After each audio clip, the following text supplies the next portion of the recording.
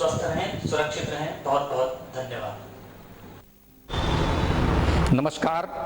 कक्षा 10 हिंदी विषय के अंतर्गत आज हिंदी व्याकरण का जो आपका पाठ्यक्रम का अंग है उसमें शब्द रचना के तत्व के प्रथम भाग पर हम लोग चर्चा कर चुके हैं।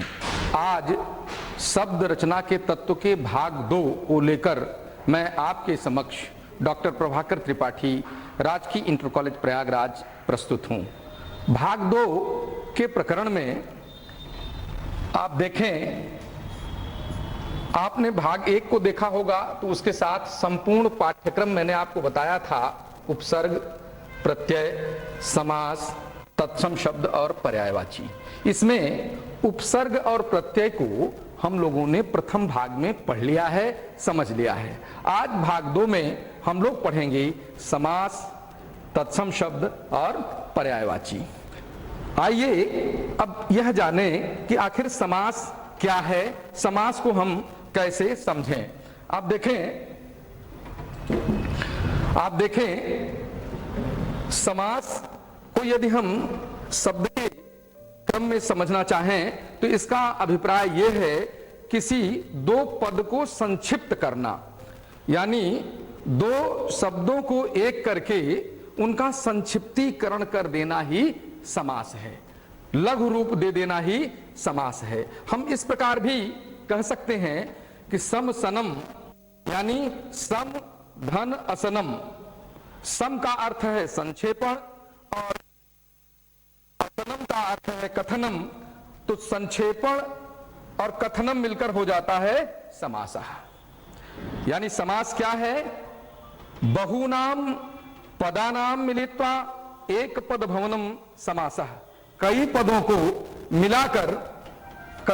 को मिलाकर जब हम एक पद बना लेते हैं तो उसे हम समास कहते हैं। सरल रूप से अपने आपकी सुविधा के लिए हम यह भी कह सकते हैं कि दो अथवा दो से अधिक शब्दों के योग से जब एक नया शब्द सृजित होता है तो उसे हम सामासिक शब्द और उन शब्दों के योग को समास कहते हैं। आप यहां यह ध्यान दें, स्पष्ट तौर पर कहा जा रहा है कि जब दो या अधिक शब्दों के योग से एक नया शब्द बन जाता है तो उसे हम समस्त पद कहते हैं और यही क्रिया समास कहलाती है। आपको ध्यान होगा प्रथम भाग पढ़ाते समय आपको स्पष्ट किया गया था कि हिंदी का अपना कोई व्याकरण नहीं है। संस्कृत व्याकरण के आधार पर ही हमारी हिंदी अपने व्याकरण को व्यवस्थित करती है। ध्यान रहे, महर्षि पाणिनि ने संस्कृत व्याकरण को व्यवस्थित करने के लिए 14 सूत्र और अनंतर 14 सूत्रों के बाद 4000 सूत्रों की रचना की थी। सूत्र शैली महर्षि पाणिनि की जो थी उसे कालांतर में लघु सिद्धांत कौमुदी के द्वारा, मध्य सिद्धांत कौमुदी के द्वारा व्यवस्थित करने का प्रयास किया गया और एक और जो बहुत सुंदर प्रयास हुआ वो हुआ वैयाकरण कौमुदी हमारे सामने प्रस्तुत की गई, जिससे उन 4000 सूत्रों को हमने भली भांति जाना और समझा। उन्हीं सूत्रों के आधार पर पूरा व्याकरण गतिमान है। मुख से जब हम बोलते हैं, हमारी वाणी जब निःसृत होती है तो हमारी वही वाणी भाषा बन जाती है और वह भाषा व्यवस्थित क्रम में बढ़े, इसके लिए व्याकरण अपरिहार्य है। तो आइए यहां देखिए कि समास क्या है। पुनः देखिए, समास में कम से कम दो शब्दों या पदों का योग होता है। समास में कम से कम दो शब्द परस्पर मिलते हैं या दो पद आपस में मिलकर संक्षिप्त रूप प्राप्त कर लेते हैं। ऐसे मेल वाले दो अथवा अधिक पद मिलकर एकाकार हो जाते हैं, एक हो जाते हैं। और मिलने वाले पदों के विभक्ति और प्रत्यय का लोप भी हो जाता है। अब यहां हम आपको एक उदाहरण आपके समक्ष रखते हैं। यहां शब्द आया विभक्ति प्रत्यय का लोप। तो प्रत्यय का लोप कैसे होता है आप इसे एक उदाहरण से समझें और इसी तरह के अन्य उदाहरण आप घर पर बैठकर अभ्यास करके भी समझ सकते हैं। राजकन्या एक शब्द है। देखें, राजा की कन्या, राजकन्या अर्थात राजा की कन्या, यहां राजा में आ प्रत्यय, राजा में आ प्रत्यय लगा हुआ है और इसका लोप हो रहा है। किसका लोप हो रहा है? आ प्रत्यय का। इसी प्रकरण के प्रथम भाग में जब आपने प्रत्यय पढ़ा था तो आपको स्पष्ट हो गया था कि शब्द के अंत में जो शब्दांश लगते हैं वे प्रत्यय कहलाते हैं। यहां राजा में आ अंत में लगा हुआ है, अतः आप देखें कि राजकन्या में राजा की कन्या, यहां आ प्रत्यय का लोप हो रहा है। इस प्रकार समास यहां बन रहा है। इसे आप देखें, आगे देखें, आगे आप देखने का प्रयास करें तो आपको और भी स्पष्ट हो जाएगा कि समास को आप कैसे समझेंगे। समास प्रायः सजातीय शब्दों का ही होता है। यहां जो विधान है समास का वो आप इसे समझ लें, आपके लिए आवश्यक है। सजातीय शब्दों का ही बहुधा प्रायः समास समस्त पद के रूप में निर्मित होता है। ध्यान रहे, सजातीय शब्द का यदि प्रयोग आया तो क्या विजातीय नहीं हो सकता? हां, विजातीय पद समास के दृष्टिकोण से उपयुक्त नहीं है। इसे आप एक उदाहरण से समझें। सजातीय धर्म और शाला दो शब्द हैं, धर्म और शाला दोनों हिंदी के शब्द हैं, सजातीय हैं भाषा के दृष्टिकोण से, इसलिए धर्मशाला में समास हो गया। पर विजातीय यदि आप देखेंगे तो इसी को यदि हम कहें मजहबशाला, तो मजहब हिंदी भाषा का शब्द नहीं है और शाला हिंदी भाषा का शब्द है। तो दोनों के मिलने से समास का हम ये नहीं कह सकते कि ये उपयुक्त समास बन गया। यह आपको ध्यान रखना है। इसके कुछ अपवाद भी होते हैं, जैसे स्टेशन अधीक्षक। अब स्टेशन अंग्रेजी भाषा का शब्द है और अधीक्षक हिंदी भाषा का शब्द है, पर अपवाद में ऐसे शब्दों का भी प्रयोग प्रचलन में है। पर प्रायः या बहुधा आप कह सकते हैं कि समास सजातीय शब्दों का ही मिलन है। सजातीय शब्दों के परस्पर मिलन से ही, संक्षिप्त होने से ही समास का निर्माण होता है। आगे आइए देखिए, अर्थ की दृष्टि से अभी आपने देखा, अब आप देखें अर्थ की दृष्टि से परस्पर स्वतंत्र संबंध रखने वाले दो या दो से अधिक शब्द मिलकर किसी अन्य स्वतंत्र शब्द, ध्यान रहे स्वतंत्र शब्द की रचना करते हैं। यहां आपको यह ध्यान रखना है, स्वतंत्र शब्द पर विशेष बल मैं दे रहा हूं कि जो दो शब्द मिलते हैं उनका अर्थ पूरी तरह परिवर्तित हो जाता है। एक नया स्वतंत्र शब्द लेकर आते हैं जिसका अर्थ अपने आप में अलग होता है। इसे एक उदाहरण से आप देख सकते हैं, ज्ञान सागर अर्थात ज्ञान का सागर। यहां अब इस उदाहरण में आप देखें तो संबंध कारक के का क्या हो रहा है? लोप हो रहा है। का लोप होने से जो नया शब्द बन रहा है वो बन रहा है ज्ञान सागर। यह एक स्वतंत्र शब्द के रूप में आपके समक्ष बन गया, अर्थात ज्ञान का समुद्र, ज्ञान का कोश, ज्ञान का भंडार। अब आप आगे देखें, अर्थ के दृष्टिकोण से आपने देखा, अर्थ के बाद अब एक सहज उद्भूत हो रहा होगा आपके मन में कि संधि और समास। मैं बार बार अपने वक्तव्य में यह कह रहा हूं कि दो शब्दों के मिलन से, योग से, संक्षिप्तीकरण से समास बनता है। आपने यह भी पढ़ा है कि संधि में भी संक्षिप्तीकरण होता है। तो आखिर संधि और समास में क्या अंतर है? इसी प्रकरण के प्रथम भाग में शब्द की युक्तियां जब आपको बताई गई थी तो उसमें तीसरी युक्ति के रूप में संधि और समास की चर्चा आपके समक्ष हुई थी। तो आइए देखते हैं कि संधि और समास में क्या अंतर है। आप यह कैसे जान सकेंगे कि संधि और समास में भेद क्या है? आइए, संधि में दो वर्णों का योग होता है, दो वर्णों का मेल होता है। वर्ण यानी अक्षर, जिसे आपको प्रथम भाग में मैंने स्पष्ट कर दिया था कि शब्द का वह खंड जिसे खंड खंड नहीं किया जा सकता, या भाषा की अविभाज्य ध्वनि वर्ण है या अक्षर है। तो संधि में क्या होता है? दो वर्णों का योग होता है। ठीक इसके उलट समास में दो पदों या दो शब्दों का योग होता है। अब आप यह पूर्व के ज्ञान के आधार पर आप स्पष्ट हैं कि वर्ण क्या है और शब्द क्या है। एक बार पुनः आपके स्मरण के लिए, शब्द दो या दो से अधिक वर्णों के सार्थक मेल को हम शब्द कहते हैं। तो जहां शब्दों या पदों का योग होता है, संक्षिप्तीकरण होता है, वहां समास होता है, और जहां वर्णों का मेल होता है वहां संधि होती है। इसी प्रकार संधि में दो वर्णों के मेल और विकार की संभावना रहती है। जो विकार नए शब्द में बनता है वो दो वर्णों के मेल से बनता है, और समास में पदों के प्रत्यय का लोप हो जाता है, और उसी प्रत्यय के लोप के फलस्वरूप जो समस्त पद निर्मित होता है, सामासीकरण जो होता है, संक्षेपीकरण जो होता है, वो इस कारण से पदों के प्रत्यय के विलोपन के कारण होता है। इसी प्रकार से संधि को तोड़ना, जैसे विद्यालय एक शब्द है, विद्या धन आलय, इसे हम क्या कहते हैं? विच्छेद कहते हैं। और समास को तोड़ने की क्रिया को क्या कहते हैं?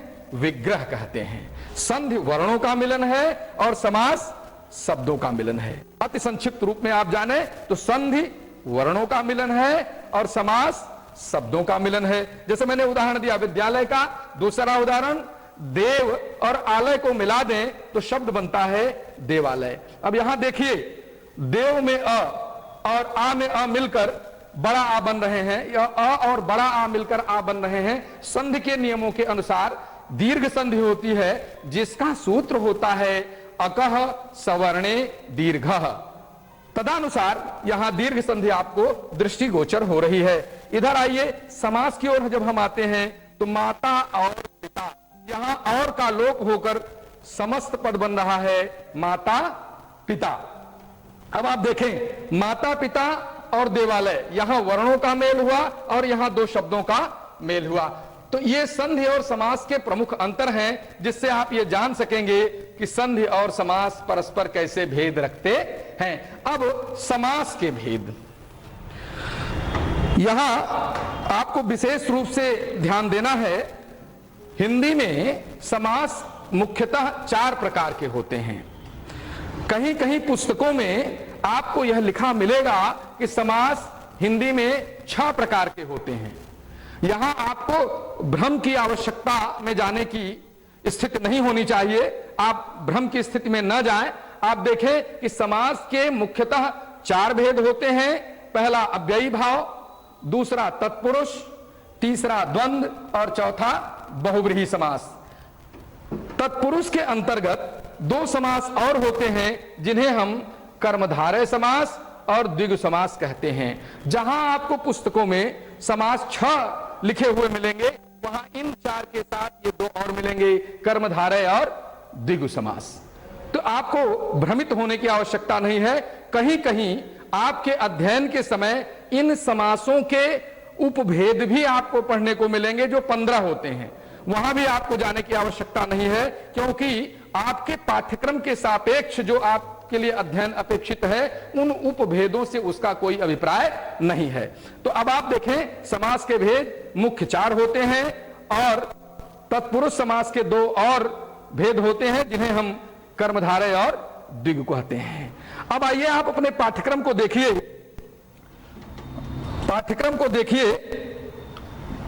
पाठ्यक्रम में जो आपके समास दिए हुए हैं वो द्वंद्व समास है, द्विगु समास है, कर्मधारय समास है और बहुव्रीहि समास है।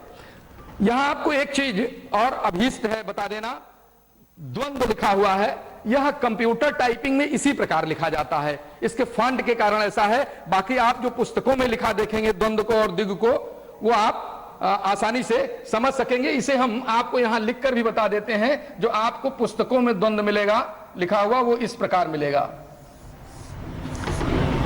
तो और ये टाइपिंग के कारण इस तरह होता है। इसी तरह द्विगु भी जो आपको मिलेगा वो इस तरह लिखा हुआ मिलेगा। तो इसमें आपको कहीं से भी किसी प्रकार की परेशानी का अनुभव नहीं करना है। या आप देखें, आपने देखा आपकी पुस्तकों में द्वंद्व और द्विगु जो मुद्रित मिलेगा उसका प्रकार ये होगा, और कंप्यूटर में जो टाइपिंग होती है उसमें इस प्रकार से शब्द फॉन्ट में आते हैं। इसलिए इसमें आपको किसी भी प्रकार के भ्रम में जाने की स्थिति नहीं होनी चाहिए। आइए, अब आपने देखा कि आपके पाठ्यक्रम में द्वंद्व समास, द्विगु समास और कर्मधारय तथा बहुव्रीहि समास हैं। तो आइए सबसे पहले हम लोग चलते हैं कि आखिर द्वंद्व समास क्या है। जिस समास के दोनों पद प्रधान होते हैं। अभी आपने पढ़ा कि दो शब्दों या पदों के मेल से समास बनता है, तो इसमें दोनों ही पद क्या होते हैं, प्रधान होते हैं। यह आपको अपने स्मरण में रखना है। और दोनों संज्ञाएं अथवा विशेषण हो, यह भी आपको ध्यान रखना है कि जब द्वंद्व समास होगा तो दोनों ही पदों में संज्ञाएं अथवा विशेषण होगा। शेष दोनों पदों को जोड़ने वाले अव्यय का लोप हो जाता है। द्वंद्व समास की यह क्या विशेषता है कि जिन दो पदों को जिनमें दोनों ही पद प्रधान होते हैं, वे जब जुड़ते हैं तो जो अव्यय उसके बीच है उसका लोप हो जाता है। जैसे एक उदाहरण से आप समझें, हमने आपके सामने यहां 3 उदाहरण रखे हैं। ये समस्त पद और ये उसका विग्रह। भाई बहन, भाई और बहन, विग्रह में आप यहां और शब्द देख रहे हैं। इस और का समस्त पद बनने पर लोप आपके सामने दृष्टिगोचर हो रहा है। इसी प्रकार जीवन मरण, जीवन और मरण, माता पिता, माता और पिता। अब आप देखें द्वंद्व समास के इन उदाहरणों को आप देखें तो आपको स्पष्ट हो जाएगा कि द्वंद्व समास किस प्रकार से होता है। दूसरा आपके पाठ्यक्रम का जो सोपान है द्विगु समास का, जिस समास में पूर्व पद संख्यावाची होता है, यह आपको विशेष रूप से ध्यान रखना है। जैसे ही कोई शब्द आपके सामने आए और उसका पूर्व पद संख्या को दर्शित कर रहा हो तो स्पष्ट हो गया कि वह द्विगु समास है। जिस समास में उत्तर पद प्रधान होता है, अभी इसके पूर्व आपने सुना कि दोनों पद प्रधान होते हैं, अर्थात इस समास में प्रथम पद जो है वो गौड़ होता है और द्वितीय पद या उत्तर पद प्रधान होता है, अंतिम पद संज्ञा होता है। यह भी इसकी एक विशेषता है। इसे आप इस उदाहरणों से, इन उदाहरणों से आसानी से समझ सकते हैं। देखिए सप्ताह, सप्ताह 7 दिनों का समूह। सप्ताह का क्या अर्थ हुआ, 7 दिनों का समूह। अब ये 7 क्या है, संख्या है। और जैसा मैंने बताया कि पूर्व पद क्या होता है, संख्यावाची होता है। अब आप इसको जोड़ें, इसका जो पहला पद है सप्ताह में विग्रह करने पर 7, ये संख्यावाची है और उत्तर पद इसमें प्रधान है। दूसरा उदाहरण अष्टकोण, यानी 8 कोणों का समूह। यहां भी देखिए 8 संख्यावाची है। इसी प्रकार नवग्रह, नवग्रह शब्द को देखें, यह समस्त पद है। विग्रह करने पर नव ग्रहों का समाहार या समुदाय, यह भी नव, यह भी संख्यावाची है। इसे आप देख लें। अब द्विगु समास को आप समझ चुके। आपके पाठ्यक्रम में द्विगु समास के बाद जो अगला समास है कर्मधारय समास, इसे आप अपने स्मरण में रखें कि कर्मधारय समास का प्रथम पद विशेषण होता है। आपने संज्ञा, सर्वनाम, क्रिया, विशेषण ये पढ़ा होगा तो आप जान लें कि कर्मधारय समास का प्रथम पद विशेषण होता है और कर्मधारय समास का दूसरा पद विशेष या संज्ञा होता है। यह आप मस्तिष्क में स्थापित कर लें। यदि कर्मधारय समास है तो प्रथम पद विशेषण ही होगा और उसका दूसरा पद विशेष या संज्ञा होगा। कर्मधारय समास का प्रथम पद उपमान तथा दूसरा पद उपमेय होता है। काव्य सौंदर्य के तत्वों को जब आप पढ़े होंगे या जब आप अलंकार पढ़ेंगे तो आप ये इन चीजों को स्पष्ट कर चुके होंगे। मैं समझता हूं कि उपमान और उपमेय को मुझे यहां अलग से आपके समक्ष चर्चा की आवश्यकता नहीं प्रतीत होती। आप जान लें कि कर्मधारय समास का प्रथम पद विशेषण होता है, दूसरा पद विशेष या संज्ञा होता है और प्रथम पद उपमान तथा दूसरा पद उपमेय होता है। इन 3 आधारों को आप हमेशा ध्यान में रखेंगे। इसे आप एक उदाहरण से देखें। समस्त पद और विग्रह हम दे रहे हैं आपके समक्ष। नील कमल, नील कमल, मैंने बताया कि प्रथम पद विशेषण। कमल की विशेषता क्या हो रही है, कमल कैसा है, नीला है। अब आप देखें स्पष्ट है कि नीला है जो कमल, नीला है जो कमल अर्थात नील कमल, यहां प्रथम पद आपको विशेषण के रूप में स्पष्ट है और दूसरा पद विशेष और संज्ञा के रूप में आपके सामने स्पष्ट है। दूसरा उदाहरण देखें, पीतांबर यानी पीत है जो अंबर। तीसरा उदाहरण देखें, चंद्रमुख जिसमें चंद्रमा के सदृश मुख। अब यहां देखिए चंद्रमा के सदृश मुख में देखिए प्रथम पद उपमान है और दूसरा पद क्या है, उपमेय है। यहां प्रथम पद क्या है, उपमान है और दूसरा पद क्या है, उपमेय है। मुख और चंद्रमा के उपमेय उपमान को आप समझ लें, इस तरह से आप कर्मधारय समास को आसानी से समझ सकते हैं। अब कर्मधारय समास के बाद आपके पाठ्यक्रम में जो अग्रेतर समास निर्धारित है वह है बहुव्रीहि समास। इसके भी 3 आधार आपके सामने स्क्रीन पर दिख रहे हैं। बहुव्रीहि समास के दोनों पद गौड़ होते हैं। अभी आपने पहले वाले में पढ़ा था कि दोनों पद प्रधान होते हैं, यहां आप पढ़ रहे हैं कि दोनों पद गौड़ होते हैं और दोनों पद मिलकर एक नया अर्थ प्रकट करते हैं। कोई भी पद यहां प्रधान नहीं होता। यह आधार आप अपने मस्तिष्क में स्थापित कर लें। इनके उदाहरण आप देखें, नीलकंठ, नीला है कंठ जिसका अर्थात शिव, भगवान शिव। लंबोदर अर्थात लंबा है उदर जिसका, जिसे हम गणेश जी कहते हैं। चतुर्मुख, 4 हैं मुख जिनके या जिसके, अर्थात ब्रह्मा जी। इन उदाहरणों को आपको देखने से स्पष्ट हो जाएगा कि बहुव्रीहि समास क्या है।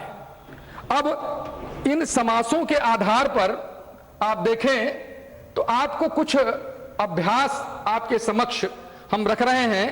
पाठ्यक्रम से संबंधित समासों के समस्त पदों के विग्रह की एक सूची आप बनाइए।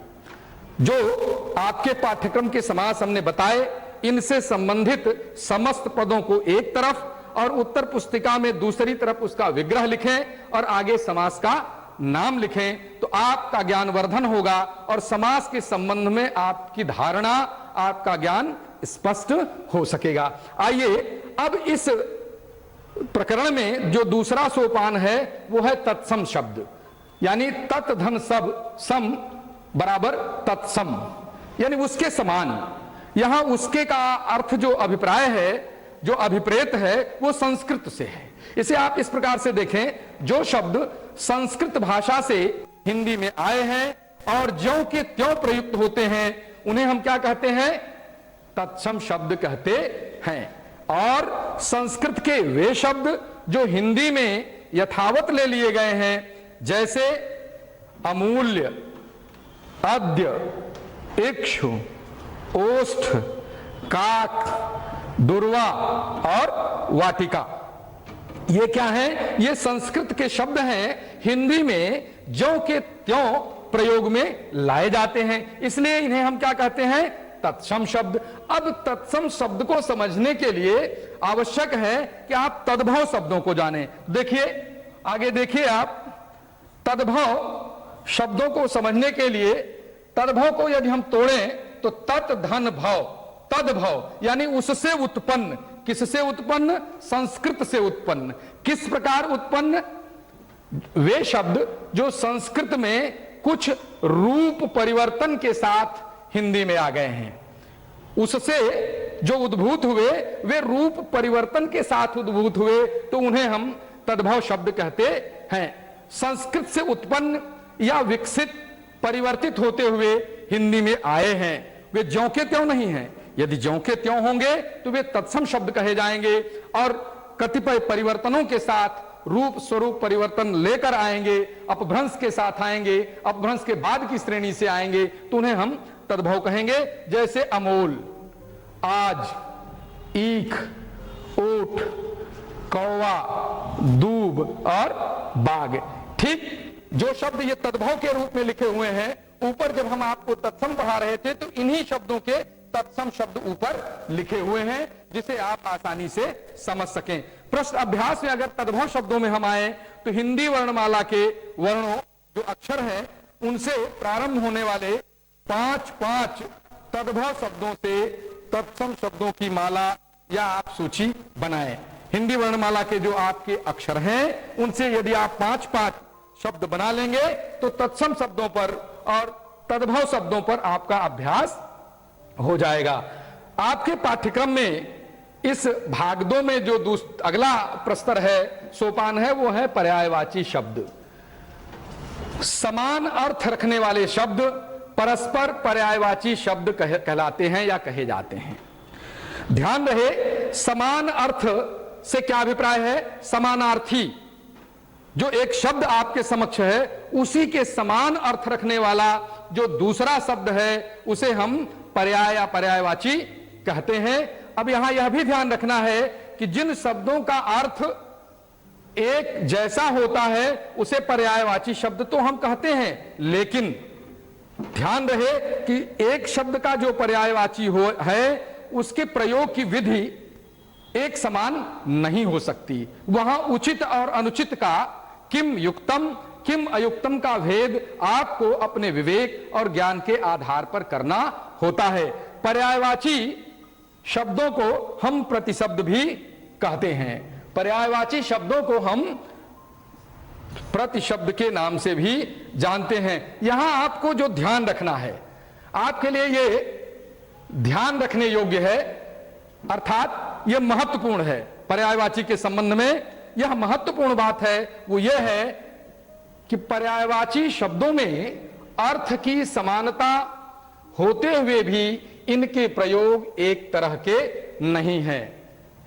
दूसरा, एक ही शब्द का प्रयोग सभी स्थितियों में उचित नहीं है। शब्दों का प्रयोग प्रकरण के विरुद्ध नहीं होना चाहिए तथा शब्दों का प्रयोग अवसर के प्रतिकूल भी नहीं होना चाहिए।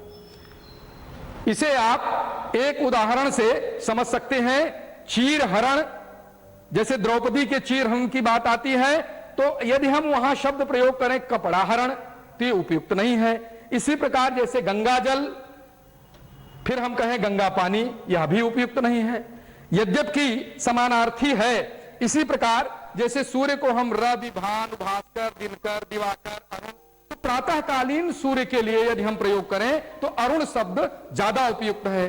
दोपहर के सूर्य के लिए मार्तंड उपयुक्त है। इस प्रकार से आप देखें, यह आपके लिए ध्यान रखने योग्य है।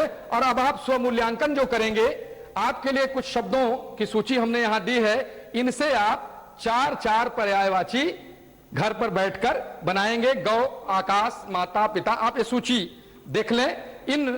मैं समझता हूं कि आप इस सूची का अभ्यास कर लेंगे तो आपका शब्दकोश बढ़ेगा। इसमें जो परीक्षा में प्रश्नों का स्वरूप होता है वो इस प्रकार होता है कि निम्नलिखित में से किन्हीं 2 समस्त पदों के समास विग्रह करते हुए समास का नाम लिखिए। ये 4 समस्त पद दिए होते हैं जिसमें से आपको 2 समस्त पदों का विग्रह करना होता है और समास का नाम लिखना होता है। इसी प्रकार तत्सम शब्दों में भी किन्हीं 2 के तत्सम रूप लिखना होता है, तद्भव दिया होता है। निम्नलिखित में से किन्हीं 2 के 2-2 पर्यायवाची शब्द लिखिए। 4 पर्यायवाची शब्द दिए होते हैं जिनमें 2 शब्दों के 2-2 पर्यायवाची आपको लिखने होते हैं। आपकी संप्राप्ति जो हुई वो हुई समास, समास के भेद, संधि समास में अंतर, तत्सम शब्द और पर्यायवाची शब्द। इस प्रकार भाग 2 आपका समाप्त होता है।